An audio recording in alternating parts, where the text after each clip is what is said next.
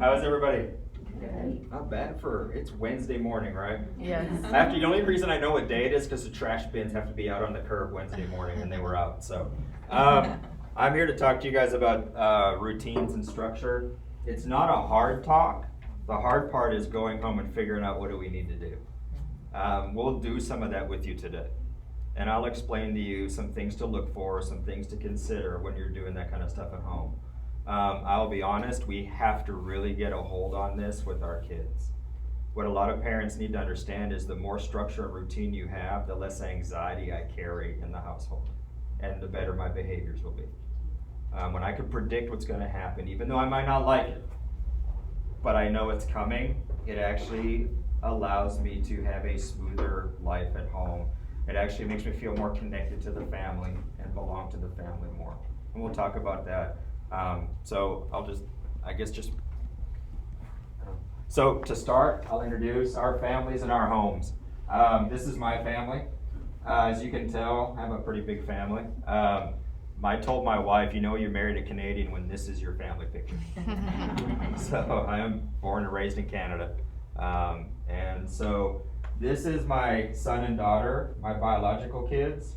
I raised them, I was a single dad, so my background as a parent has been pretty diverse. When they were 4 and 5, their mom left us, and I was a single dad overnight.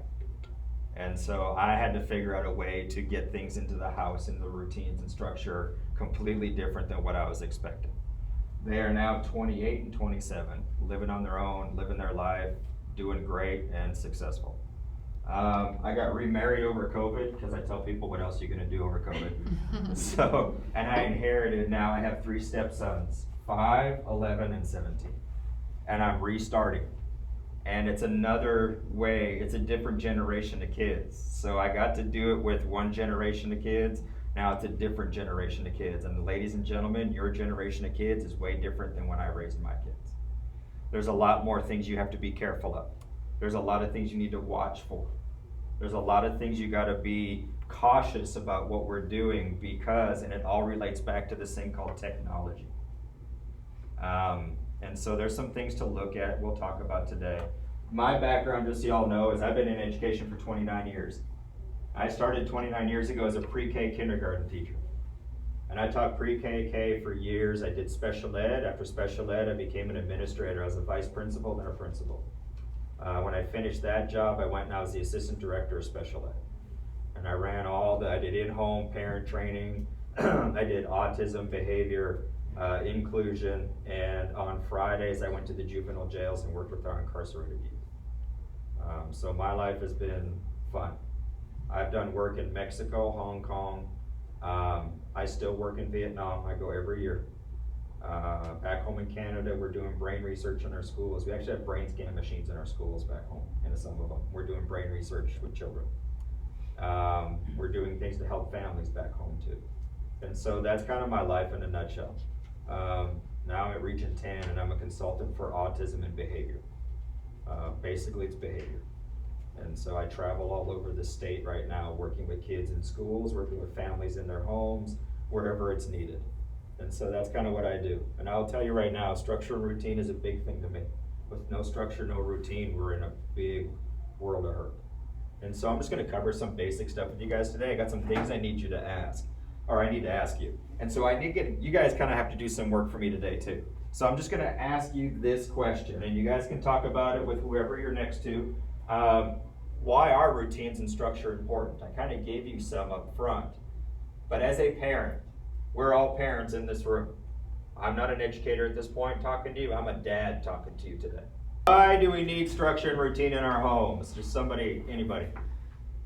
There, you get quiet again. I like that. Y'all can say. That's awesome. Yes, sir. I think that when you want to introduce a change, right, on a behavior, you have a defined routine with clearly defined steps, A, B, C, and D, right? And the change, that you want to introduce has a series of steps, let's say 5 or 7 steps. Managing, or having routines defined helps you to, manage the transition better. Yes, because it does. you can work, one step at a time instead of going, with the whole change at once. Yeah, because you know we all love change, right? Yeah. Yeah. No, ladies and gentlemen, I'm going to tell you right now, I'm going to teach you about your human brain. It hates change, unless it's a benefit to me. If it's a benefit to me, I'll probably change easier and I'll like it. But it's technically not change because you're not changing anything. You're getting what you want to a different degree. Does it make sense? None of us like drastic change. Moms, dads, if all of a sudden I got to start making my bed in the morning, you telling me just to make my bed is probably not going to work well for you. You're going to have to build that into a routine for me. And so you're exactly right, my friend. That's exactly it. You got to look at the steps involved and how do we get them to start following through on the steps. And understanding that when we start introducing new routines, you're never looking for perfection. You're just looking for approximation at first. And, you know, I'm making my bed. It's not perfect like you want it, but is it approximately where we're going to? And so there's things to look at like that too. Anything else about why it's important in our home? Why is it important to have this in our home?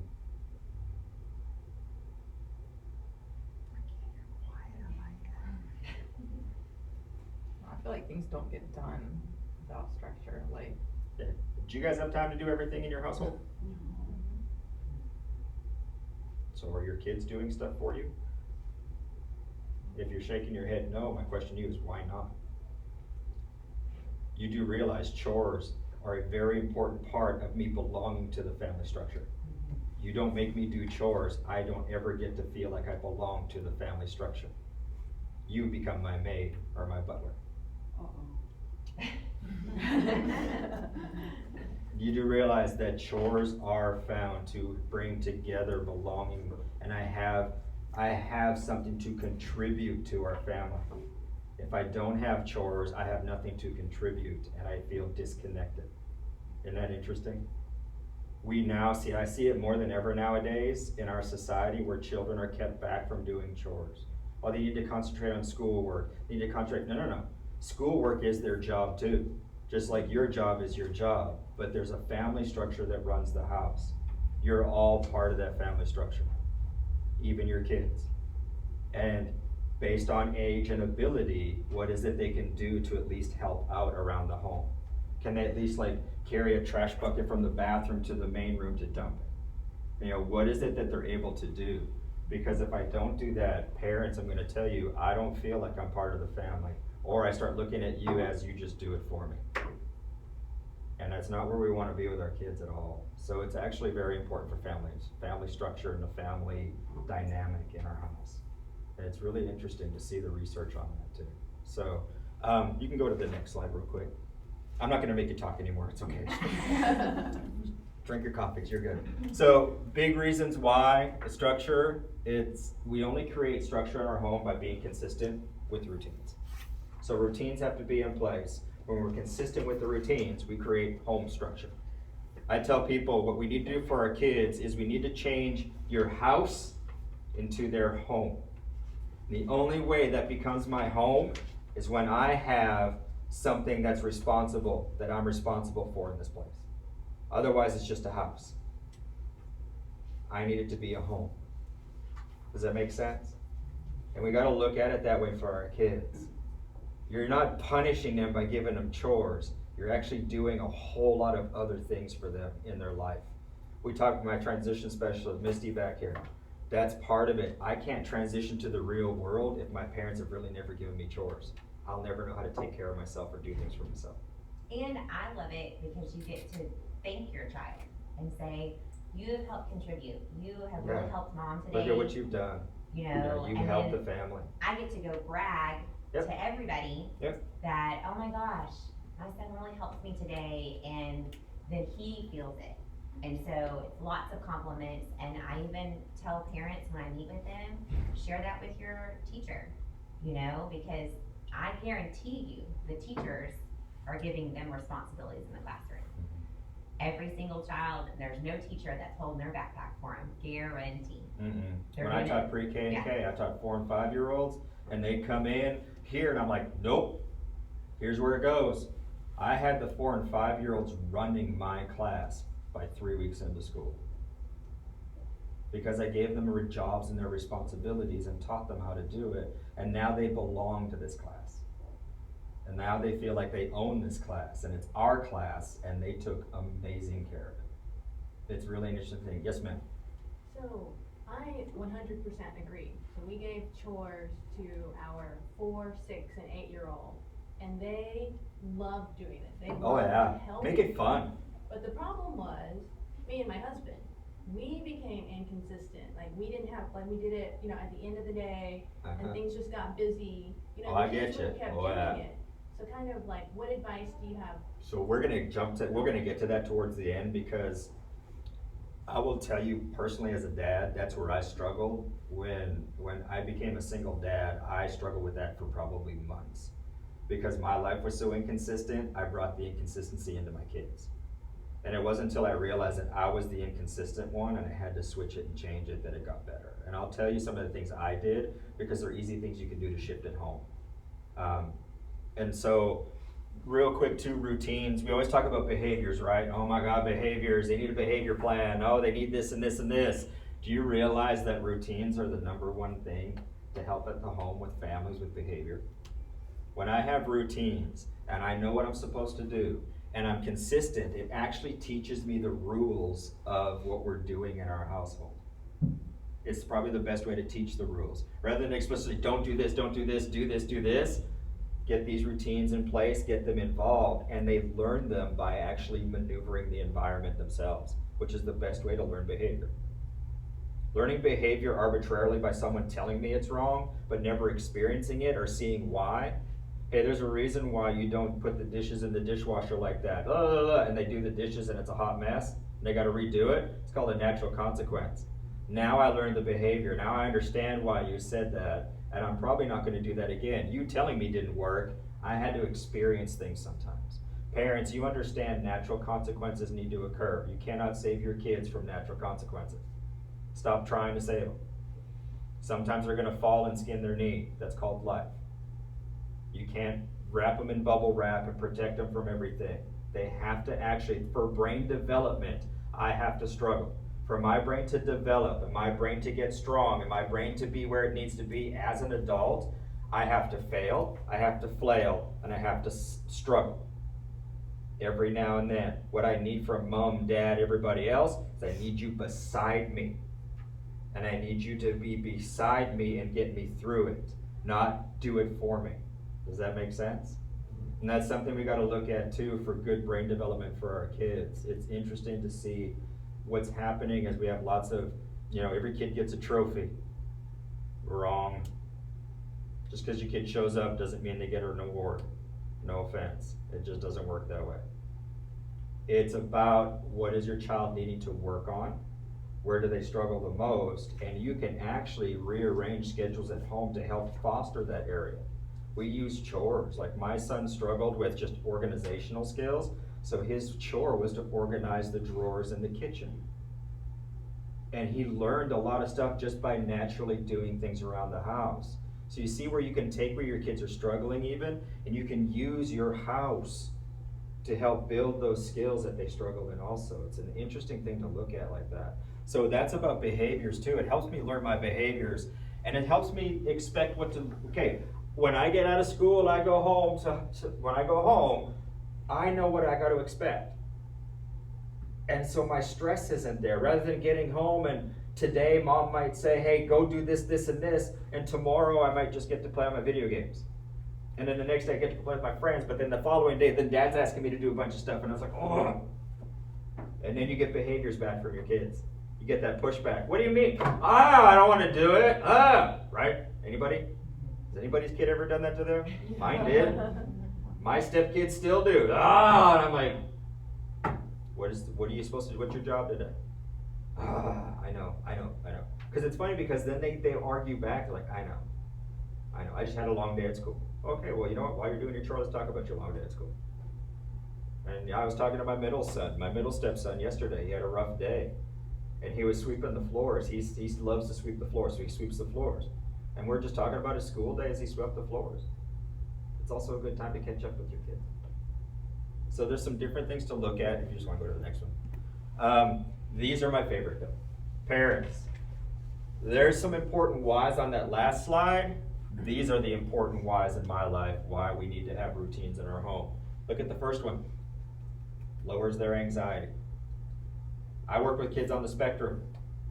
I'm gonna be honest, probably the worst group of kids for not having anything to do when they go home. Hurts my soul. Just because I have autism doesn't mean I don't get to do chores and things at the house. When I did in-home training, that was one of the major things we help parents with. Structuring the house, getting routines in place, and now how do they become a productive member of your family? Not just come home and sit and do their iPad and throw a fit when they're asked to do something. Nope, doesn't work in my books at all. And ladies and gentlemen, I've dealt with some of the most severe human beings with autism around this world. It doesn't work that way in my books. And so I tell people it lowers their anxiety, especially if I have autism, ADD, ADHD, any kind of developmental disability. Anything you can do to take care of this, you are on the path to greatness. And the one thing that routines and structure in your home does is that the first thing it does is lowers my anxiety. So structure and routine is vital. I don't need to be guessing when I come home.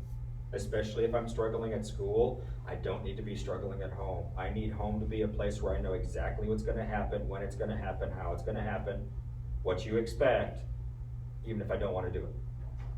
Because even if you have it laid out, got the perfect plan, you're still going to have your kids like, right? But the problem is they still know it's expected of them, even when I argue back every now and then. I may not like it, but I'm still going to understand it because it's a routine we have in our home. And so another one is it creates a healthy family dynamic. I've already explained that. I feel like I belong to you guys. I'm actually a part of our family unit. And when I'm a part of the family unit, I will do less to disrupt it. Again, this is where I tell people in the autism world, this is where I get frustrated. Because a lot of our kids on the spectrum get the free ride to sit on a couch or go do what they want to do when they come home. They don't feel like part of the family unit. They don't have that responsibility that their brother or sister may have or that mom and dad have. And then I don't feel like I'm truly a part of it, and I will disrupt it a lot. It's interesting to see the brain studies and all this too. And so there's a lot of cool stuff. Healthy attachment, parents. Attachment is a big issue in the parenting world right now. I don't know if you've read anything on it, but healthy parent attachments are what we're talking about a lot now in the parenting world. One of the best ways to get healthy attachments is that routine and the chores and the ins and outs in your structure of the household. It actually brings you closer together to your children. And that's what we really want. Parents, I'm going to tell you right now, it does not matter what label has been put on your child or will be put on your child or whatever else. Do you realize that the number one intervention for every child on this planet is their parents? No other intervention can take the place of you. So stop letting interventions take the place of you for some stuff. You are literally the number one intervention for your kids. And if you're struggling with it, then we help the number one intervention, which means we help you. That's actually how it should work. And so part of that too is building that family structure and routine in the home is usually the first thing we look at. And so responsibility and independence. Y'all want your kids to be independent, right? I don't know a parent that, we call them back home in Canada, pardon the way we talk, but we call them the cellar dwellers. They live at home until they're like 35. No. They deserve to have a life at all possible and be as independent as possible. One thing structure and routine does is it actually promotes responsibility and my independence. And that is something we really want. I could ask Misty till the sky turns purple, that independence is vital for transition. For me to go on in life and to continue in life, I have to have that independence. That's us as parents at home building it every day with the structures and routines we have. And so, promotes social emotional skills, problem solving skills, and time management skills. Right now, my middle stepson, he's a video game junkie and a screen addict, and I'm breaking him of it. And so when he comes home, his routine is, he's got his routine, but I'm down to what do you need to do and what do you want to do? And how do you manage your time for each one? If you want more time to go outside and play with your friends, look at what you need to do and can you manage your time so you do have that time available. Do you see how I've rearranged his schedule already? It's not built in like step by step for him anymore. He now has more control over how to manage his time. So if he comes home and he wants to go outside right away, but he knows he needs to do homework and he needs to do these chores, he can go outside, but he's got to manage his time so he can still get the things done he needs to do. That's been a 3-year process with him, but we're there. So it's interesting. But now he's got time management skills. The other day he's like, oh, I might have spent too much time outside with my friends today. And I'm like, oh, really? He goes, yeah, I'm going to struggle getting my homework done right now. I'm like, well, if you don't get it done, what happens? Well, I'm not going to pass this. I'm like, that's a natural consequence. You're going to have to figure it out. Because you still need to be in bed by 9 o'clock. And sometimes that happens. And people think, oh, that's horrible. I'm like, no, it's not horrible. That's how life goes. And it's a good learning experience for him. So it's interesting to see that. It promotes parents, you'll love this one, less power struggles. Because you live for the power struggles, don't you? You just love going home and having a power struggle with your kids. No, because it raises your stress and anxiety. So think about it, stability and security. I now feel stable and secure in my home because I have those routines and that structure. So these to me are the most important things that it brings to you and your family. Would you agree? So it's interesting stuff. You want to go to the next slide, please. Parents, what I need from you, let's talk about this. I need consistency, number one. When you start setting up your routines, you start setting up your structure, I have to have consistency. I will be honest with you, being a single dad, I had the advantage. You know why? Because I was the only one. But when there's two of us, we both have to be on the same page. Now I'll share this with you parents. You're both on the same page, but you can be on different paragraphs. Okay? You both have to have that consistency. One of us will always be different than the other. It's okay. Your kids are going to learn each one of you. You just have to back each other up. I'm the tough one in the home. My wife is the more lenient one. So who do they always go talk to first? My wife. But my wife knows what's expected, and she's like, I get why you're coming to ask me, but did you do this stuff first? So she backs it up. She's consistent with me, but she gets to be who she is. I get to be who I am. There's nothing wrong with that, parents. Families, it's okay. Just make sure you're not contradicting each other. When mom and dad start contradicting each other, you run into a lot of problems. The consistency has to be there. Help each other, back each other up. There's times that I have to bite my tongue and go along with my wife. And I will do so to back her up. There's times she bites her tongue and goes along with me. She does so because the consistency is important for our kids. You don't always have to agree, mom and dad, but you gotta work with each other so that you don't actually destroy each other in the process. We understand that, so families with children with severe disabilities, autism, all that stuff, that's why the divorce rates get so high. It is not really the disability per se, it's the consistency in the household and how one over the other starts trumping, and we find that that's the biggest part of the divorce rate for disabilities. So work together and be understanding. And so the consistency, predictability, and then follow through. I know we feel sorry for our kids some days. We feel bad for them. It's okay to feel bad for them. Maybe do the chore with them that day. Help them out a little bit. But follow through with it. Follow through with anything you have to do for consequences. You know, you didn't do this, so now you're gonna have to miss going outside with your friends to do this, and you see their friends out front circling with their bikes like they usually do. It's like, oh, well, maybe since they're out there you can go. Nope, you're finished when you do something like that. Your consistency and follow through goes out the window. It's hard being a parent, is it not? You want your kids happy all the time, right? Do you realize that it's not good for them to be happy all the time? Do you realize that when they are sad and they're hurting and they're struggling, it's important for them to sit and feel those emotions and be uncomfortable, but we sit with them and help them learn how to get through. It's important for them. It's really important for us. And that's what structure and routines help us with too. So, questions to answer when you create routines. Parents, here are the 2 questions you gotta answer when you start looking at what you're gonna do for your kids at home. So here's what I need to tell you guys. In the mornings and in after school is where parents struggle with routines. It's the time they're home. So your question is this: what do they need to do when they're at home? Make a list. So morning, I have parents make a morning routine and an after school routine. In the mornings, what do I need my kids to do?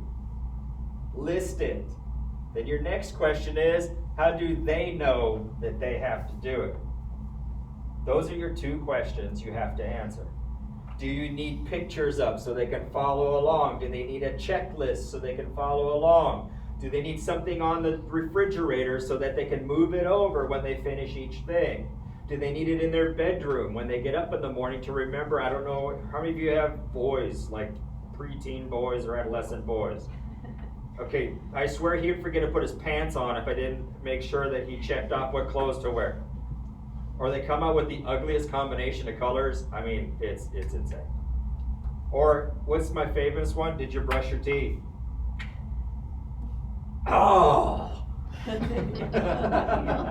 See, you got the same kid. So, you have to do that. Parents, you got to make your list first.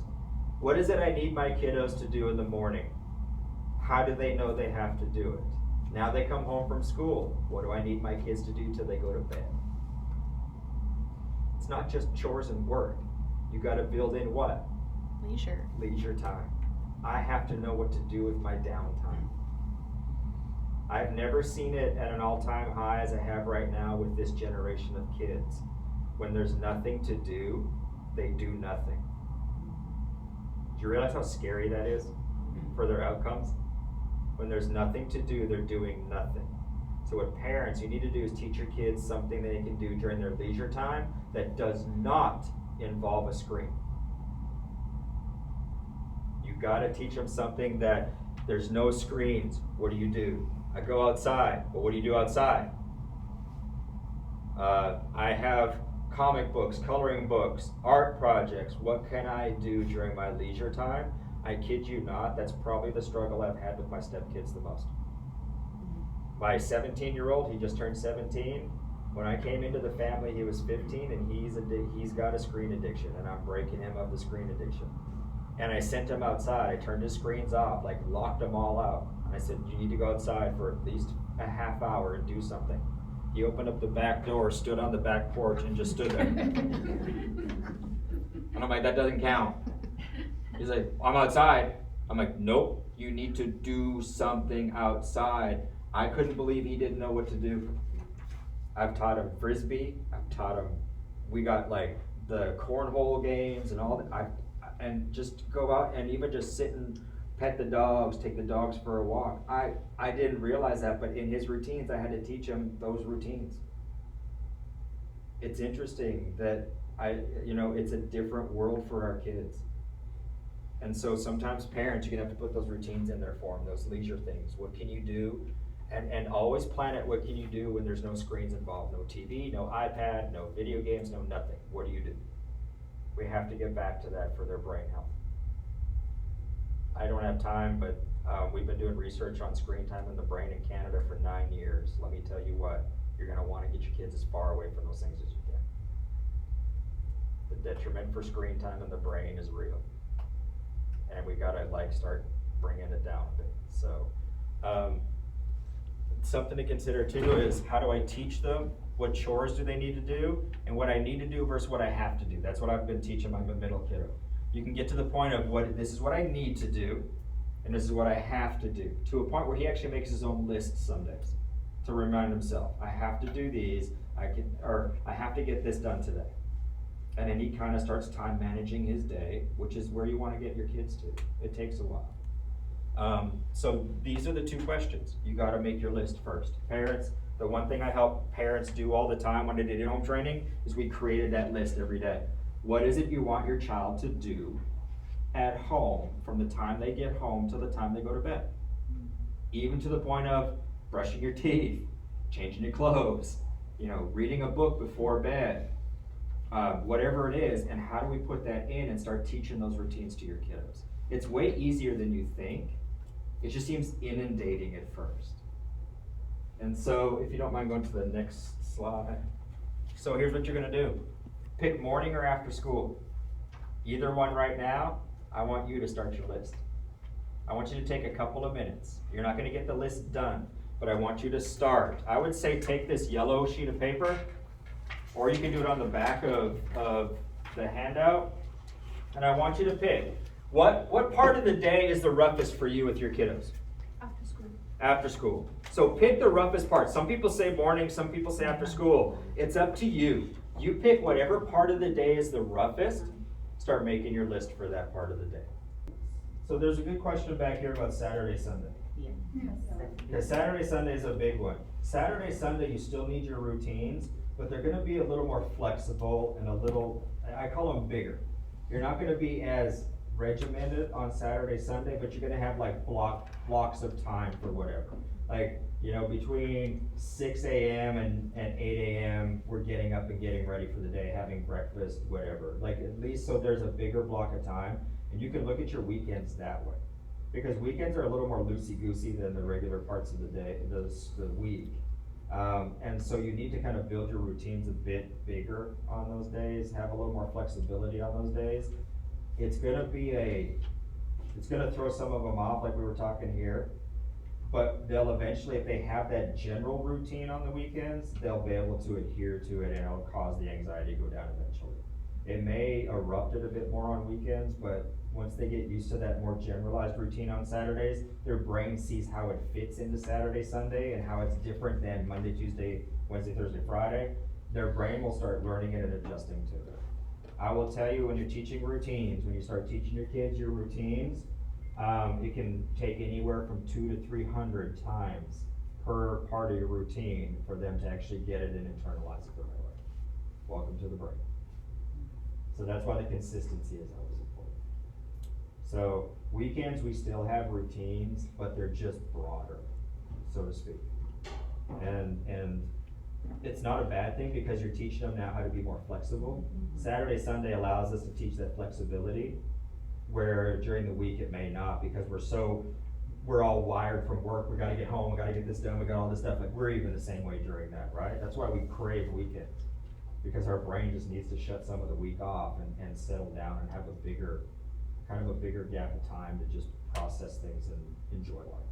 And I will say too, sometimes on the weekend, that's a great time to incorporate your child having more choices. So like if you just have from 10 to 12 on Saturdays, leisure time, and you give them a few leisure options that they can pick from, then they have more autonomy in their schedule, kind of like he said. So maybe one Saturday they want to play outside and draw with chalk. Maybe another time they want to go to the park. Like, you can give them options that you're okay with them doing that aren't screen time or whatever fits into your schedule. But if it's raining, maybe you're gonna have different options on another Saturday because they're not gonna be outside. But because they have the choice, it still fits in the schedule. They still know it's expected. I get leisure time, but then they get to pick. And then when they get to choose, you get to hold that for them too, because they're like, oh, I don't want to do this. Yeah, but you chose it. I didn't do it for you. You made the choice. So do you need to change it? And so you see what you're doing now is, because they're always like, oh, it's your fault. No, that wasn't my choice. That was yours. And so you put it back on them to fix and problem solve their way through things too, which is a great skill for them to have, especially as they get older and become adults. So that's a good point, putting in more options on weekends like that and do different things. I will say put in options, but like, for instance, if it's raining, it was funny because it happened to us. Like, you know, they have their things that they do on Saturdays whenever there's home time, downtime. They kinda like that, they have their options, but it was raining one day and my middle's like, well, I can't go ride my bike, I wanna go ride my bike, but it's raining. I'm like, yup, so what do you do now? I didn't solve it for him, I said, what are you gonna do now? I'm like, come up with a solution and let me know.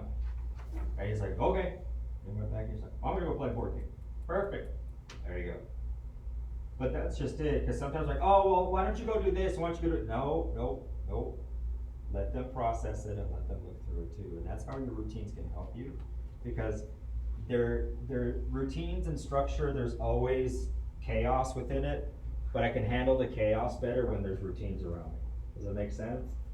It may not work perfectly or I get to do exactly what I wanna do, but because we have a basic structure in this house, I can hold it together. The chaos won't bother me. Like, you ever have last minute plans, ever? Do you ever have like something planned for a day and you get going and all of a sudden it's like you get a phone call, it's like, can't, we gotta go help grandma. Well, in that big shift, if we have standard structure we run every day, I can adjust to that chaos quicker. I can adjust to that new thing that we weren't ready for quicker. Especially if your kiddo is on the spectrum. We use structure and routine on the spectrum to actually help them deal with chaos. I never keep them on a same structured routine. Once they get used to the routine, here's what I tell parents. Once your kids get used to your structure and routine, it's up to you to sabotage it every now and then. Oh, I know on your calendar, on our schedule, we usually do this. Today we're not. Today we're gonna go do this now. And you gotta start introducing them to that, because they have to learn how to adjust to things when it's just, it's out of the ordinary. And so how many of you have kiddos that if it was that way, they're like, they just don't deal well with that change? So build that in. Once you get a good structure and routine in place, we actually use that structure and routine to sabotage it so they get used to the extra chaos, and it actually helps them with that skill. And I will say parents have told me, I feel like I walk on eggshells around my child because I don't want to disrupt the routine. And then that makes it stressful for everyone. Like, you hear something, grandma needs help, and you're too worried to tell your kid we have to change the schedule because of how they're gonna respond. Because they've had no practice having to respond to a disruption.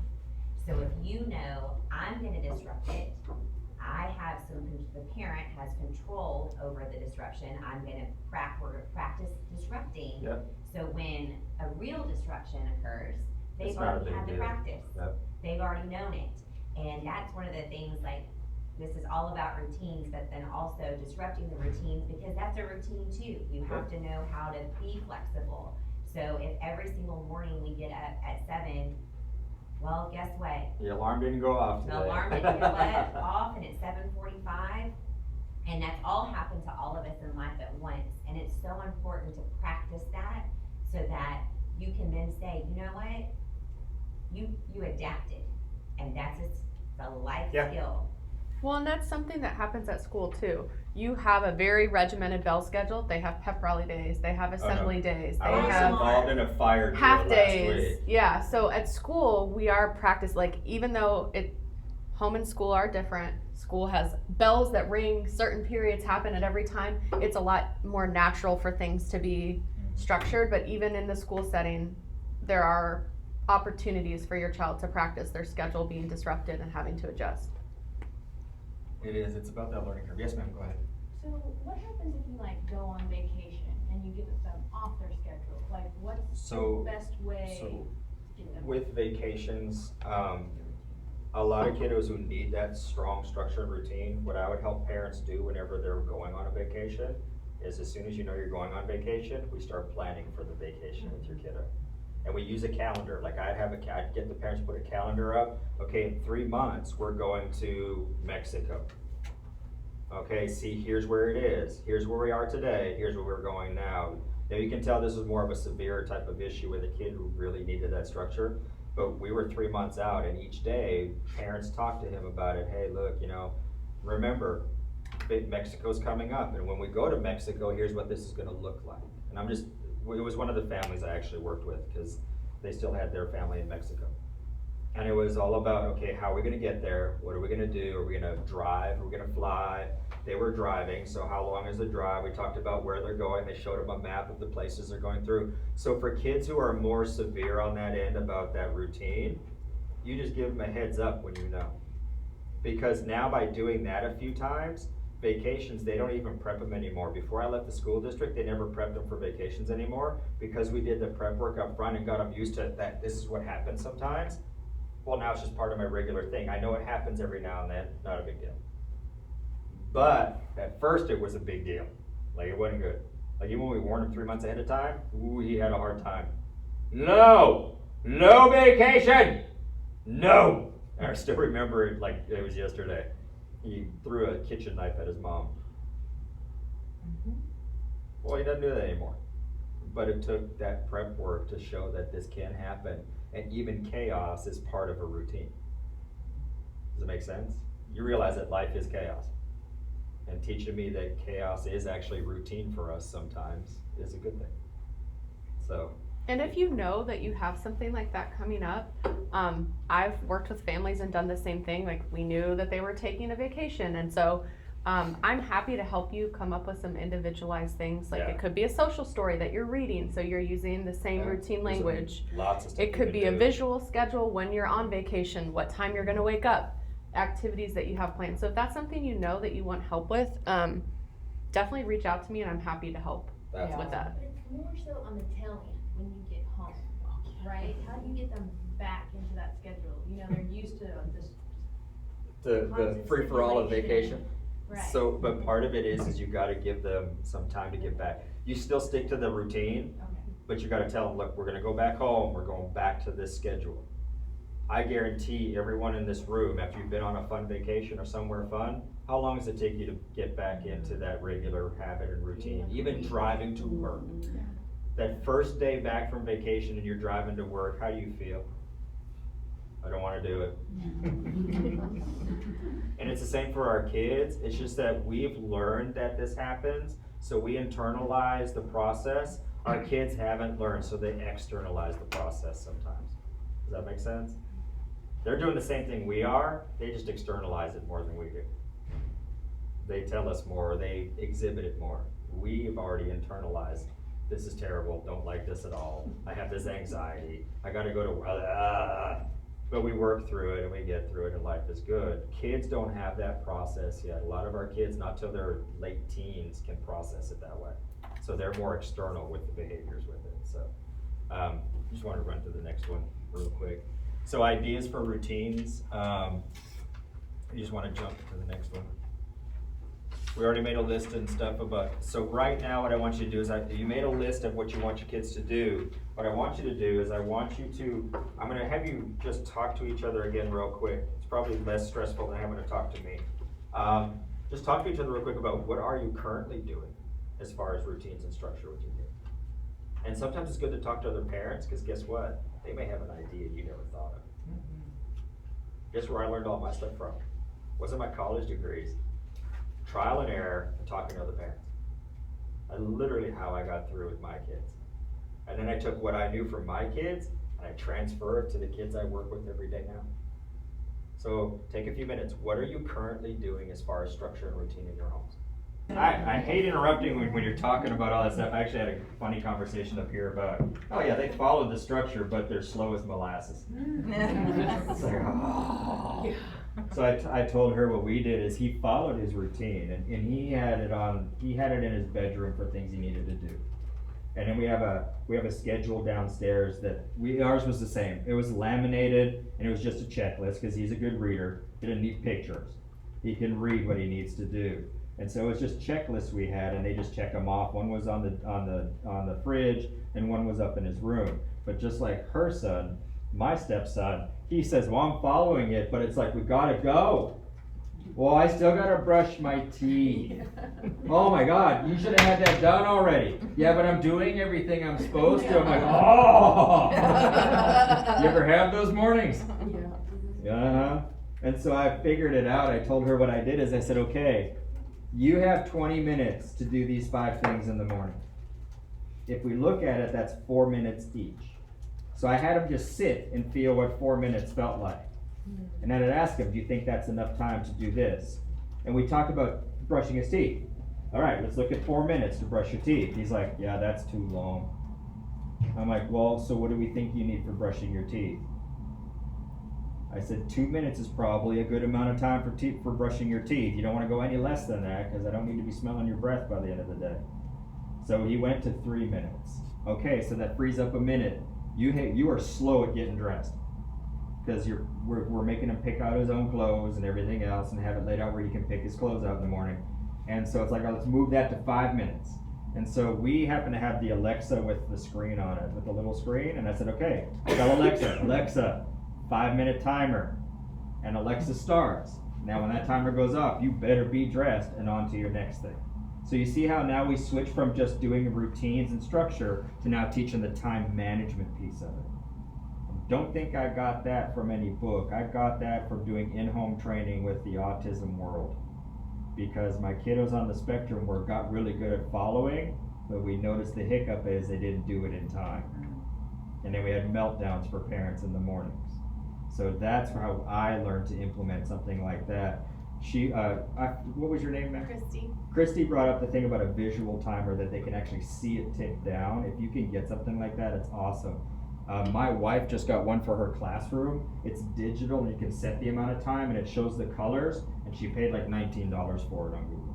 If you're interested, shoot me an email and I'll get you the name of it, because I was like, that's the greatest timer. I think I need that for my life. And so do you see how you can change just from structure and routine to now we're putting the time management in? That is a vital skill for children to have, is understanding that concept of time. How many of you have kiddos with ADD, ADHD?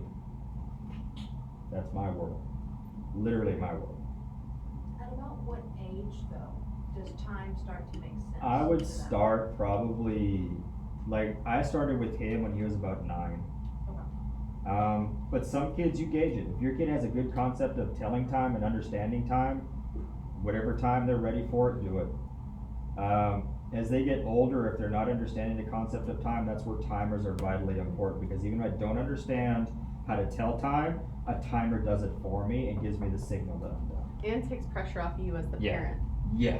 Because the timer told you it was over. Yeah, not me. Yeah, when I was little, clean up, like, when he cleaned up by himself, he was okay. When a friend came over, we were distracted. And so I am the tough parent in my household, and my husband is too, but I'm pretty tough. And I said, the next time I come in here, I gave a warning, I'm gonna give you 5 minutes to do it. And he was little, like 5.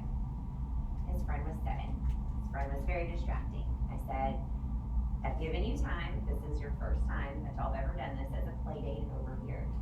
I'm gonna give you 5 more minutes. And when I come back, if it's not picked up, I'm gonna pick it up and it becomes mine. So I had my trash back. Wow, I did the same thing. And I put it all away that nothing was picked up. Now, did I keep it for him forever? No, but for 2 weeks I did. And you didn't get those back.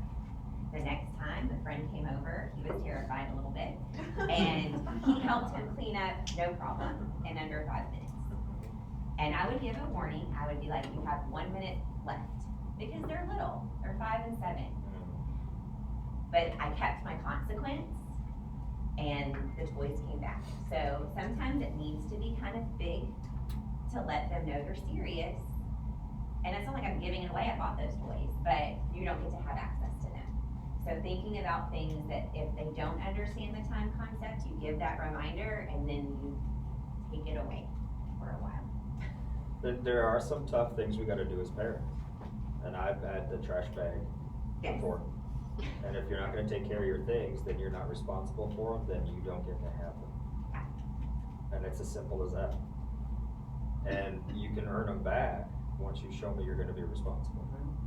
And it's funny, cause my stepsons are like, well, how long are you gonna keep them? It's up to you. When you show me your responsibility is there and you're able to do this, you get them back. It's totally up to you, that's your call. So even with consequences, I put it back on my kids. When you show me you're consistently responsible and you're doing what you need to do, I, by all means, will give them back to you. And it's interesting because it's up to them to make that change too. We're helping them, but now it's up to you on how quick you want to do this. he found out that some of the toys we took, he didn't want them back anyways. And it's just like, okay, well, but then we talked about what can you do with them, and we taught him to donate them. So he donated a bag of his toys to kids who didn't have them. So there's another thing you can teach your kids along the way with this stuff. That's us as parents. That's what we do. So there's a lot of stuff we talked about. I think this is pretty much the end of everything for you guys. Some ideas, like I said, I think we've given you some ideas through it. Just, you have to know where your kiddo is at. If they're not really well adept at reading right now, you just want pictures of the things that they want to do. You had someone volunteer over here to help you with that. And look for assistance, and look for pictures. I'll tell parents, pictures you want to use are real pictures from around your house. Take your cell phone out, take pictures of the things that where they need to be, what they need to do. Hey, I need you to clean your room, so take a picture of their room, what it should look like when it's clean. And this is, remember, we want it to look like this, so you can keep looking back at the picture to see if it's in order.